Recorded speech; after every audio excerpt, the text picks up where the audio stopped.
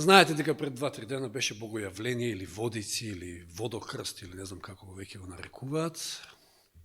Еден од тие поголеми празници, се кажеме, нели, најголемите се Божики и Великден, и ово се смета за еден од тие.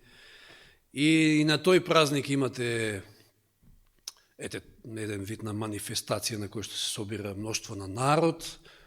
Кај нас, во нашите краеви, тоа е фрлање на крст, во други краеви, не знам, се потопуваат во водата до 3 пати, како што е во Русија, нели, сте гледали такви сцени, па и самиот Путин, во она замрзната вода, па мразот, па исечен вака во форма на крст, па влегуваат и се потопуваат, така натаму, и секаде на различни места, различни некои традиции, но неверојатно, но каде и на кој христијански, така да кажем, односно православен празник, тоа не е наш празник, саботата е наш празник и ако можам да му посакам на некого празник, можам да му посакам само среќна сабота. Иако моментите и тие денови, такви празници, да кажеме, православни, може да се искористат за да се прослави Божјото име, да се допре до некој човек и така натаму, до некоја душа, но неверојатно, но сите тие големи празници имаат толку многу паганизам во себе, толку многу суеверие и така натаму и така натаму. Богојавление, ако не сте знаеле, бил празник на уште во предхристијанскиот период, на богот давател наречен Дај Бог. Сите сакаат таков Бог, Дај Бог, да даде нешто, некоја паричка, било што, кој ги исполнувал желбите на луѓето кои што му се обраќале при отворањето на небото. Знаете, на богојавление, односно, кога Исус се крштева, тоа алудира тој празник на тој момент, во реката Јордан се отворила небесата. Така ми се вика и темата, отворени небеса, токму на тоа ќе дадеме акцент, но читаме дека уште во предхристијанскиот период, овој Дај Бог им ги исполнувал желбите на луѓето и кои што му се обраќале при отворањето на небото. Ама, за да го дочекате тој момент, треба да бидете будни до полноќ.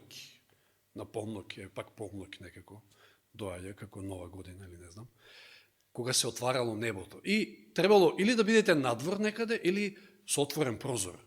Да ви е отворен прозор, така. И да посакате желба. Според едно предание од Охрид, што го забележал познатиот Кузман Шапкарев, некој човек што овој миг го гледал низ прозорецот, значи отворен прозор, го чекал моментот, секајќи да има еден осмак или 2 шиника, стари мерки, тоа се 50 килограми пари, по грешка рекол, дај ми Господин еден осмак глава. И за чудо, во тој час главата му пораснала колку еден осмак, 50 килограми. Та не можел, вели, да си ја тргни назад од пенџерата и му останала надвор од пенџерата, а тој како закоан на неа. И треба да внимавате што барате некој, што ли. Се сеќавам сега во овој момент, мислам дека некојаш порано Атанас од ова место кажуваше за оние негови искуства и искуство кога се молеле со Дане каде ќе одат тој ден, каде да колпортираат, така нешто беше и одамна немале искуство и дали Дане ли се молел, така нешто, или па Атанас, не знам, да беше Дане, ќе го прашавме. Господе, дај ни некој искуство денес, па макар и некој лошо искуство. И ги побркал некој со секира таму во некој село. Кој му кажал Натан се, па внимавај следниот пат зошто се молиш. Така и ова. Тој час вели, како што се верува, и водите престанувале да течат за миг и биле многу лековити. Ова исто пак алудира на она што е знак на богојавление, лековитоста на водите, знаете, ќе наполнете од таму во шишенци и таа вода стои цела година, ја чувате дома, јас сум го правил тоа порано. И ако нешто се разболите, не знам што, и ќе се намачкате со водата и таа чудотворна моќ ќе ви помине болеста и секи биде окей со вас. И какви магични работи, значи постои ова суеверие и така натаму. Тој час, како што се верува, да, тоа го кажав, водите, значи, застанувале да течат и станувале лековите, од таа вода да се налеало, можело да се лекуваат разни болести. Ако пак не се налеала во тој миг, водата можела таква да се направи, а откако ќе се освети, односно покрсти, по специјален обред што го изведува свештеник. Че ова го читам забележани од Кузман Шапкарев, значи од времето, од предхристијанскиот период. Не ви личи ова на она што денеска се случува за богојавление? Исто, скоро. Со што? За потопувањето во водата. Тоа е веќе другото, Господ кој ќе каже нешто. Да. Добро, во ред, сега да отвориме во Матеј 3 глава. Значи, да видиме сега моментот, сакам да го задржам на отворените небеса. Значи, за жал, луѓето не го разбираат значењето ни на овој момент, на овој празник. Не знам, да, точно поповите ќе кажат по нешто, ама луѓето треба самите да читаат и да осваќаат значењето на тој момент, на крштевањето Христово во водите на реката Јордан од страна на Јован Крстител.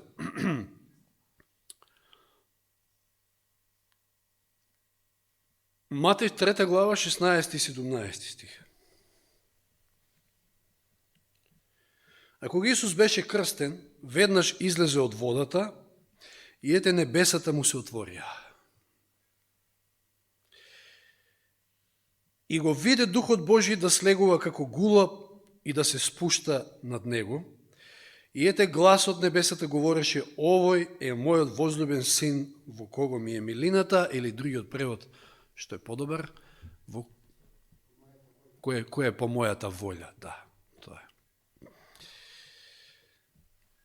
Убав момент, убав настан, отворени небеса, богојавление, Бог се јави, нели, обично се изговара, и тоа на кој начин се јавил? Ова не им одговара на антитринитарците, нормално. Преку сите три личности од Божеството. Го гледаме и Духот Свети преку гулавот представен, Отецот говори од небото, Исус е крштеван во водите на реката Јордан. И се отвара небото, реков, да, не само што Исус остава пример за нас, како е вистинското крштевање, туку е овој момент, но за да дојдеме до тоа, ќе читаме во Лука паралелен текст, 3 глава, Лука 3 глава, 21-22.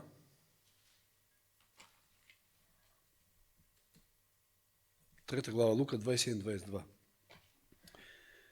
Кога се крсти сиот народ, се крсти и Исус, и кога се молеше, Исус се моли предходно, и потоа се отвараат небесата. Небото се отвори, и Светиот Дух слезе на него во телесен облик, како гулаб, и се чу гласот од небото: ти си мојот возлюбен син, во тебе е мојата милина. Исус се моли. Елен Вајд забележал дека ваква молитва ангелите никогаш не слушнале порано.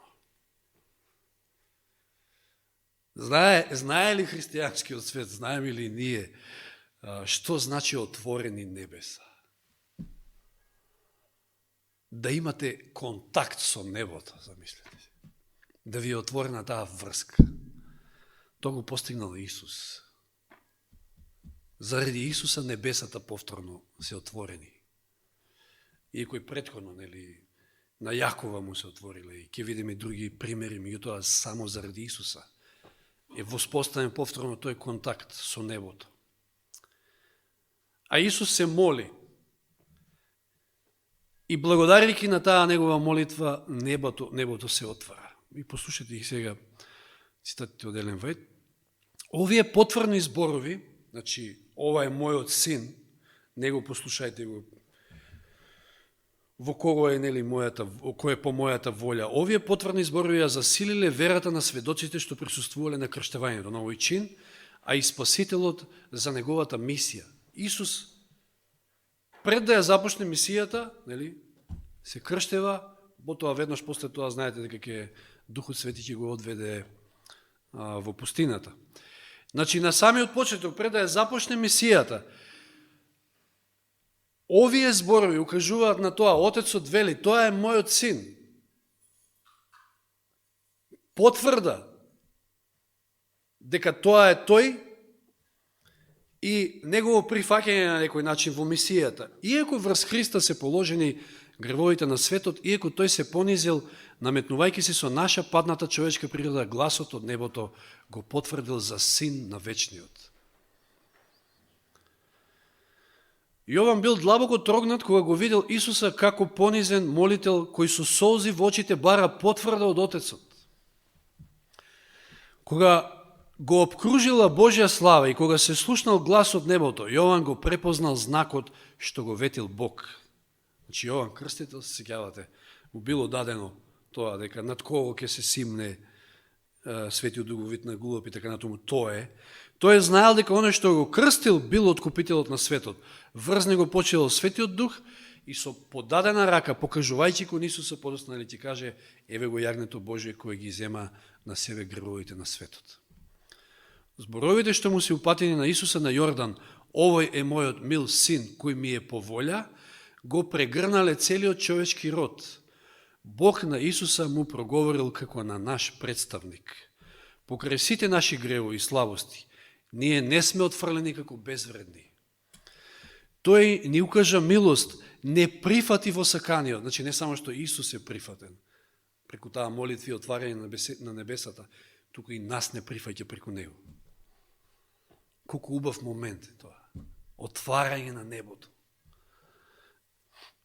Славата што почивала врз Христа е залог на Божјата љубов за нас. Таа ни зборува за силата на молитвата. Како може човечкиот глас да допре до Божјето уво и нашите молби да бидат прифатени во небесните дворови. Како? Пак преку Христа. Преку неговите заслуги. Заради неговите заслуги, заради она што тој го направи, може тој глас да дојде до Бога, до Божиот престол и да биде примена нашата молитва. Поради гревот, земјата е отсечена од небото и оттуѓена од неговата заедница, но Исус пак ја поврзал со подрачјето на славата. Неговата љубов го обкружила човекот и достигнала до највисокото небо. Светлината што доаѓала од отворените капии врз главата на Спасителот, ќе доаѓа и врз нас, додека се молиме за помош да му се спротиставиме на искушението. Гласот што му зборувал на Исуса и кажува на секоја верна душа: овој е мојот мил син кој ми е по волјата. Небото е повторно отворено, ние имаме слободен контакт преку Исуса со Отецот, нашите молитви може да бидат услишени, секојаш кога се молиме за помош, помошта може да ни дојде, и може да се слушне гласот и за нас, како за Исуса. Овој е мојот мил син, оној кој што ми е по волјата. Неверојатно постигнување, оно што Исус го направил, всушност со планот на спасението, со жртвата подосна, нели? Но еве при крштевањето, кое е значењето на ова отварање на небесата. Сега одиме на еден друг момент, а тој момент го наоѓаме во Јован 1 глава.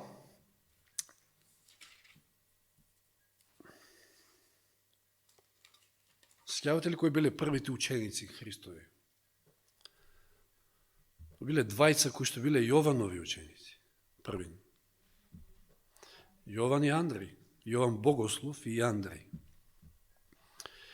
Андреј го повикува потоа брата си, Петар, а Исус потоа го повикува и Филип, а Филип го повикува Натанаел. Сега Натанаел е моментот. Него случајот со Натанаел. Јован 1 глава 45 до 51 ќе читам.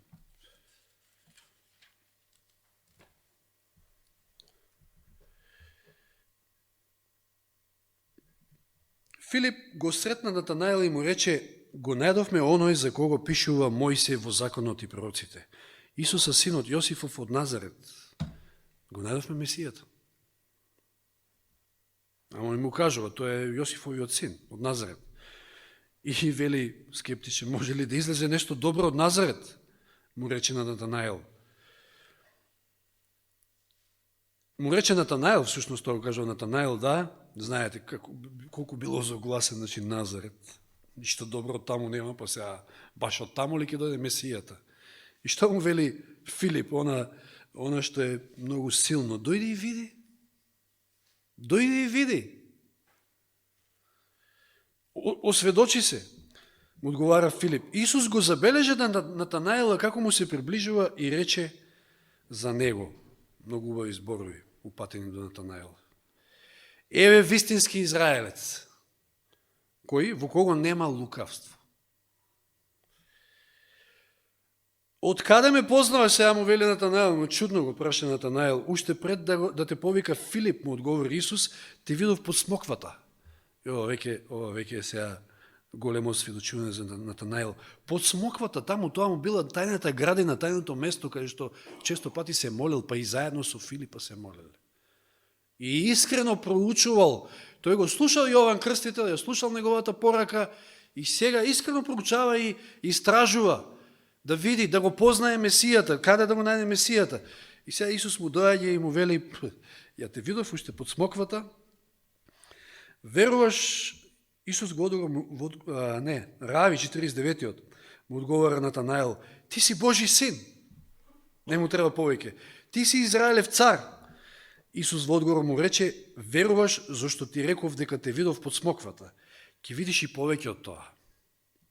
И му рече, и сега го насочува на еден момент од Стариот Завет, вистина, вистина ви велам, од сега ќе го видите небото отворено и Божите ангели како се искачуваат и слегуваат над човечкиот син. На Натанаел му се отворило небото исто така. Затоа што искрено истражувал. Искрено сакал да се запознае со Месијата. И Исус сега и го насочува, ќе го разгледаме и тоа, подосна на искуството што Јаков го имал со скалата, тоа е неверојатно поврзано и со темата од Изотрина. Значи, Елен Вајд вели на едно место, сега мала дигресија во контекст на темата од ова утро, дека ако таа скала не допирала долу до земјата, тогаш залудно ќе било, нема спасение за никого од нас. А тоа што допирало до земјата, а горе до небото, тоа е таа природа Христова што е имал. Значи и човечка се симнал до нас како наша природа, а меѓутоа им бил и 100% Бог. На тој начин можел да допре до небото и на тој начин ја воспоставил повторно таа врска и се отвара небото и за секого од нас денес. Но да читаме малку за Натанаел сега. Вели, во времето кога го повикал Филип, Натанаел се повлекол во една тивка градина да размислува за веста на Јована и за пророштвата за Месија. Се молел да му се открие дали оној што го најавил Јован е ослободителот, а Светиот Дух се излеал врз него, осведочувајќи го дека Бог е среде својот народ и дека подигнал за него рок на спасение. Филип знаел дека неговиот пријател ги истражува пророштвата и дека Натанаел се молел под една смоква, па тој го открил неговото засолниште. Често и заеднички се молеле на ова осамено место, скриено среде лисје. Веста го најдовме оној за кого пишуваше Мојсе во законот, а исто така и пророците на Натанаела му се сторила како непосреден одговор на неговата молитва. Филип се уште имал колеблива вера и тој сомничево додал, тоа е Исус, синот на Јосиф од Назарет. Го најдовме, ама знаеме кој е сега, оној тишлерот таму од Назарет. Повторно во срцето тоа кај Натанаел предизвикало, се појавува предрасуда заради тоа и вели, може ли од Назарет да излезе нешто добро. Филип на тоа му не се впуштал во никаква расправа, туку му рекол, дојди и види. Некогаш, ова е најубавиот повик, ама за жал на мнозина сме им упатувале ваков повик, па не доаѓаат. Но тој е најубавиот повик. Што се, јас сега ќе ти зборувам, дојди па види, дојди. Дојди кај Господа, почувствувај го, види колку е добар, види дека тој е тој, вистинскиот Бог, дојди и види. Но, за жал, мнозина не доаѓаат, но Натанаел веднаш доаѓа и Исус виде како му се приближува Натанаел и рече за него, еве вистински израелец во кого нема лукавство. Изненадан Натанаел извикал, од каде ме познаваш? Исус му одговара, уште пред да те повика Филип, те видов додека беше под смоквата. Тоа било доволно за него. Божествениот дух кој му сведочил на Натанаела во неговата осамена молитва под смоквата, сега му зборувал низ Исусовите зборови.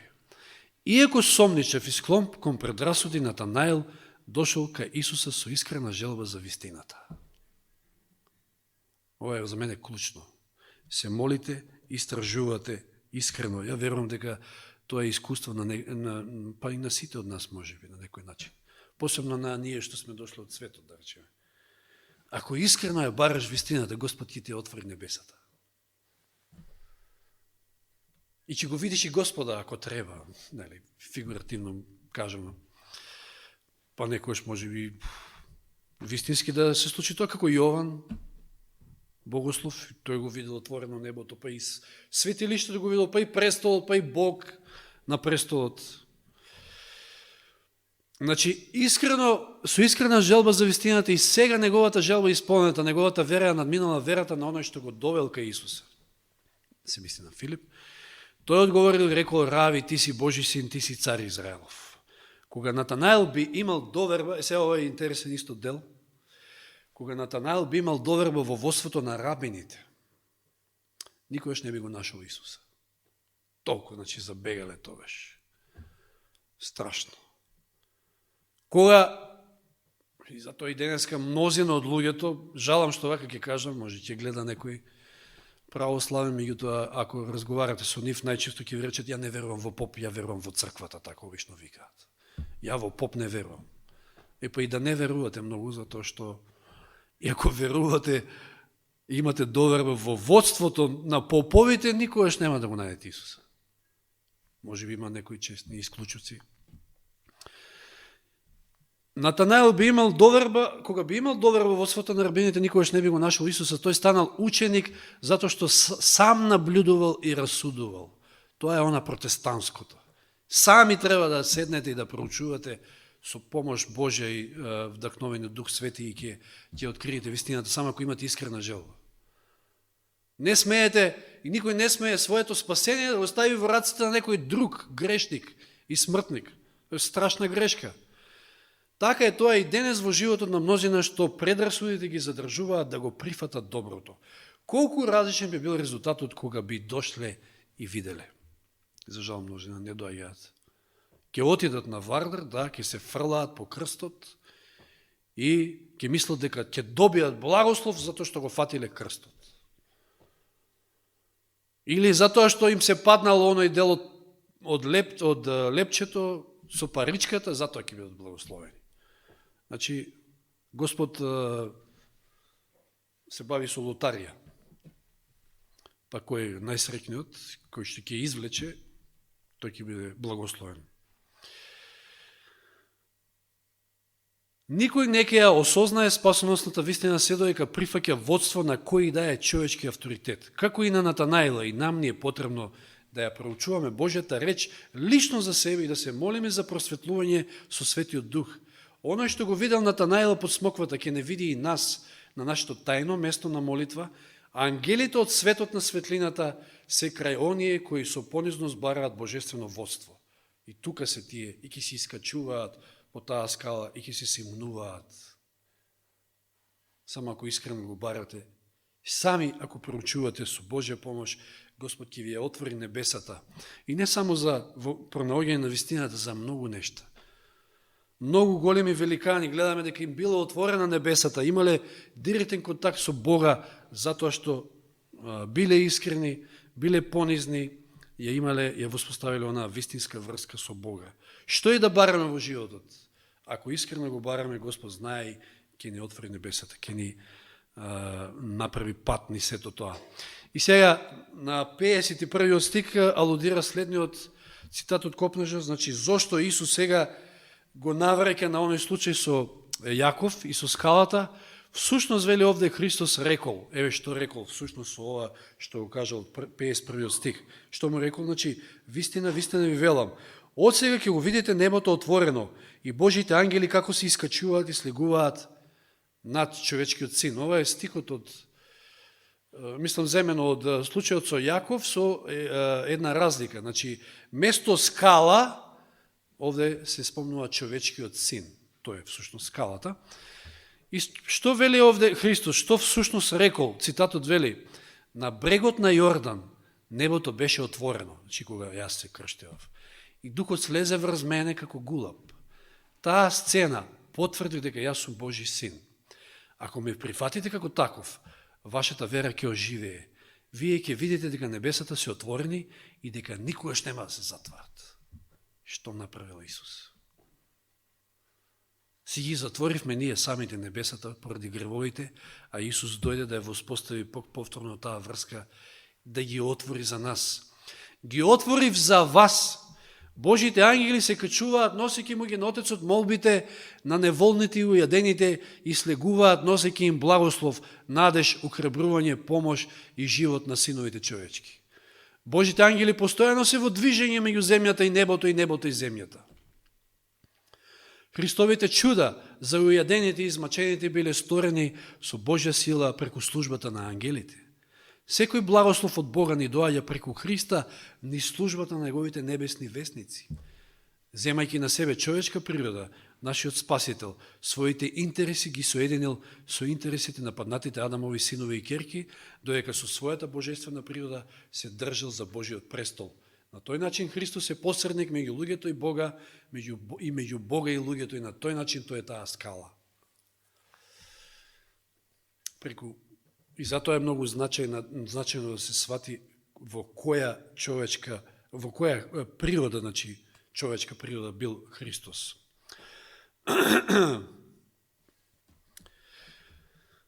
Сега да се навратим малку на Јаков, што се случува кај него, зашто Господ му го отворил на него небото, му го покажал тој сон. Во која ситуација бил Јаков? Исплашен, осамен, во бегство, избегал, и не само што избегал, него избегнувал било каква средба со човек, затоа што да не случајно му јават на брат му па да дојде и да заврши неговиот живот, со чувство на вина и така натаму. Дјаволот во едни такви ситуации ни става највеќе до знаење, сака да не сруши уште повеќе дека небото е затворено за нас. Господ не слуша, не постои Господ. Пропаѓај. Патриарси и пророци вели, плачејќи во длабока понизност го признал својот греф и најсесрно се молел за некако видлив доказ дека не е потполно напуштен. Но сепак неговото потиштено срце уште не нашло олеснение. Загубил секаква доверба во самиот себе и се плашал дека го отфрлил и Бог на неговите татковци. Но, ти кажам, ова второ е од ѓаволот, меѓутоа првото, дека загубил доверба во самиот себе е добра работа. Кога ќе загубиш доверба во себе, тогаш Господ е тука, стапува на сцена. Ако е потребно и небото да ти го отвори. Во Битие 28 глава да читаме, затоа Господ му дава сон на Јаков, да му покаже дека не е напуштен, дека Господ е тука, дека Господ се грижи и во најголемите неволи и искушенија Господ е во состојба да ја отвори небесата, да не охрабри, да ни пушти помош преку своите службени духови, ангелите. Битие 28 од 10 до 17, да се подсетиме. Јаков ја напушти Вирсавеа и се запати кон Харан, стигна во некое место и преноќева таму, зашто сонцето веќе беше заедено, зеден камен од местото го стави под глава и легна на тоа место. Дормео јасток или како беше? Камен. И виде сон, скала стои на земјата, а со врвот допира до небото и Божји ангели се искачуваат и слегуваат по неа. Покрај нив е Господ и му зборува. Јас сум Господ Бог, сега го подсетува на ветувањата. Јас сум со тебе, не се плаши. Јас сум Господ Бог на твојот прататко Аврам и Бог Исаков.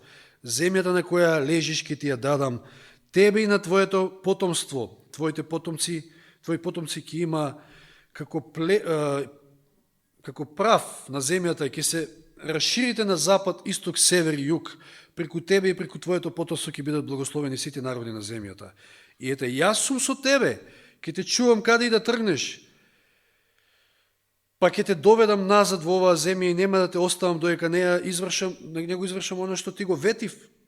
Јаков се разбудил од сонот и рече, навистина Господ се наоѓа на ова место, но јас не знаев. Се уплаши и рече, колко е страшно ово место. Не е друго освен дом Божиј, Ветил, го нарекол. Ова е врата небеска. Ова е сега тука тема, дека и Божиот дом.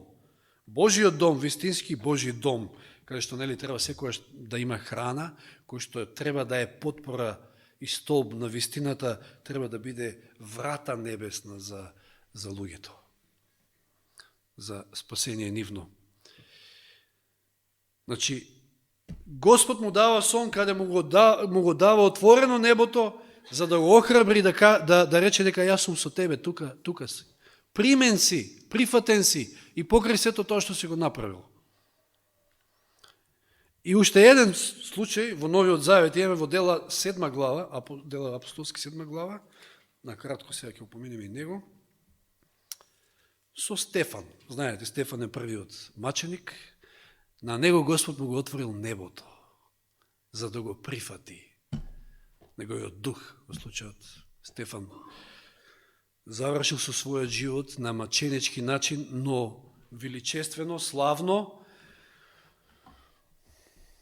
Ете, некогаш Господ и вака ни дава до знаење дека не прифаќа дури и во предсмртен период, да кажем. Ќе ни го отвори небото, да не охрабри, дека сме негови, дека не прифаќа. Дела апостолски, 7 глава, 54 стих до 60. Кога го чуе тоа, значи први ја имаме Стефановата проповед, долга е цела глава, скоро 7 глава, знаете како отворено зборувал, вдахновен од Дух Свети, многу непријатно било за слушателите да слушаат дека тие го распнали Исуса и така натаму. И сега кога го слушнаат тоа, наместо да се покајат што направиле, многу од нив се налутија во своите срца и чкртаа сузавите на него. А тој полн со Свети Дух погледа на небото и што виде? Ја виде Божјата слава и Исуса како стои одесно на Бога.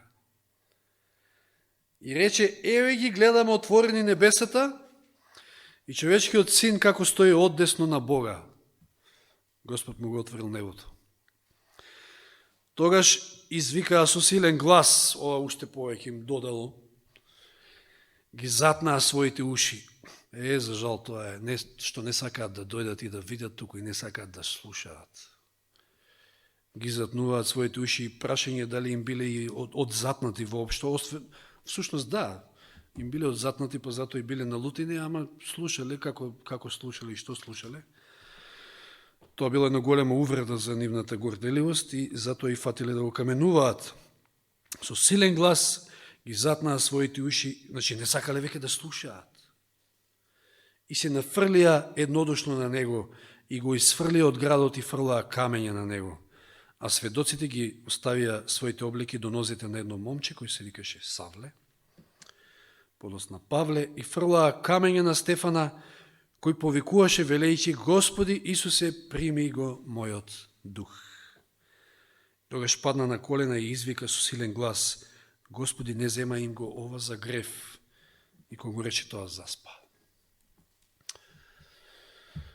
Слава на Бога! Тргнавме од Исуса, неговото крштевање на реката Јордан, на тој ден кога Господ се јави, кога Господ ја отвори повторно небесата, кога укажа на тоа дека Исус е Спасителот, Исус е Негов Син, Исус е посредникот, Исус е таа скала, Исус е заслужен за отворената небеса. И не значи тоа само примање Неговото, кој примање на секого од нас, кој што искрено во молитва ќе побараме и ќе добиеме отворени небеса ако е потребно.